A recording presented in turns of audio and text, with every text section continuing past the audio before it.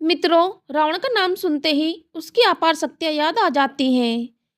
ये सोचना भी अजीब लगता है कि रावण किसी से डरता भी होगा, क्योंकि देवता हो या दानव, उसने कभी किसी को चुनौती देने से पहले एक बार भी नहीं सोचा। उससे समस्त ब्रह्मांड थरथर कांपता था। लेकिन रावण के कुल में ही एक ऐसी सदस्य थी जिससे रावण बेहद ही डरता था। वह थी विभीषण की बेटी। लेकिन रावण उससे क्यों डरता था, चलिए जानते हैं। नमस्कार दोस्तों, जय श्री राम, जय हनुमान।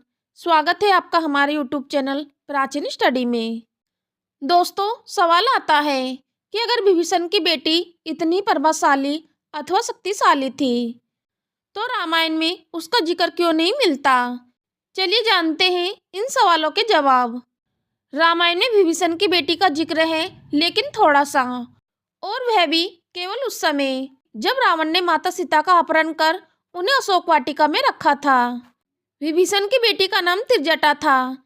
त्रिजटा की मां का नाम शर्मा था। कथा के अनुसार जब रावण माता सीता का अपहरण कर उन्हें लंका लेकर आया तो उसने उन्हें अशोक वाटिका में कैद रखा था। रावण ने माता सीता की पहरेदारी के लिए भयंकर राक्षसियों को रखा था और उन्हें सख्त निर्देश दिया था कि वह डराकर या समझाकर किसी भी तरह से माता सीता को विवाह के लिए तैयार करे। जब सभी राक्षसी माता सीता को डराती या विवाह के लिए जोर डालती तो उस समय त्रिजटा ने ही न केवल माता सीता को इन परेशानियों से बचाया, बल्कि उसने राक्षसियों को भविष्य के लिए आगाह भी किया कि माता सीता के साथ ऐसा दुर्व्यवहार ना करे। त्रिजटा एक माता बनकर सीता जी की रक्षा करती थी। राक्षस कुल में जन्म लेने के बावजूद त्रिजटा के आचार व्यवहार को सात्विक दिखाया गया है। त्रिजटा बहुत ही अच्छे स्वभाव की थी और कहते हैं कि उसके पास दिव्य शक्तियां थी। त्रिजटा भविष्य भी देख पाने में सक्षम थी। उसे पता था कि रावण का और लंका का क्या हास्य होने वाला है। त्रिजटा ने माता सीता को अपना भविष्य सूचक सपना सुनाया था, जहां उसने देखा कि लंका एक वानर यानी हनुमान द्वारा जलाई जा रही है। उसने यह भी बताया कि भगवान राम माता सीता को बचाने के लिए आ रहे हैं। त्रिजटा राक्षसियों को सीता को परेशान करने की बजाय उनकी सेवा करने को कहती थी। बहुत सी राक्षसियां त्रिजटा के व्यवहार और शक्तियों के कारण उसकी बात मानती भी थी।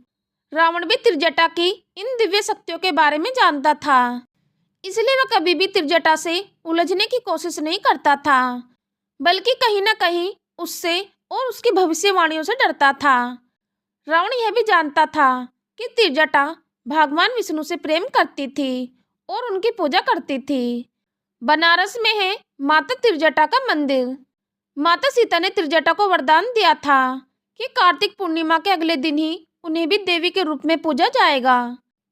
रावण के वध के बाद जब माता सीता वापस लौट रही थी तो उन्होंने त्रिजटा को काशी में विराजमान होने की बात कहकर उन्हें एक दिन की देवी का वरदान दिया था। बस तब से ही उनकी पूजा होती चली आ रही है। चढ़ता है मूली और बैंगन। धार्मिक मान्यताओं के मुताबिक जो भी कार्तिक पूर्णिमा के अगले दिन त्रिजटा राक्षसी की पूजा करता है वह हमेशा उनकी रक्षा करती है। यही वजह है कि यहाँ साल में एक दिन भक्तों की भीड़ लगी होती है और भक्त मूली बैंगन का भोग लगाकर विशेष रूप से उनकी पूजा करते हैं। तो दोस्तों, यह थी आज की वीडियो। दोस्तों, वीडियो आपको कैसी लगी कृपया मुझे कमेंट बॉक्स में बताएं। और दोस्तों, इसी तरह की और भी वीडियो देखने के लिए चैनल को भी सब्सक्राइब जरूर करें और कमेंट बॉक्स में सच्ची श्रद्धा से जरूर लिखें जय श्री राम, जय हनुमान। वीडियो को अंत तक देखने के लिए आप सभी का धन्यवाद।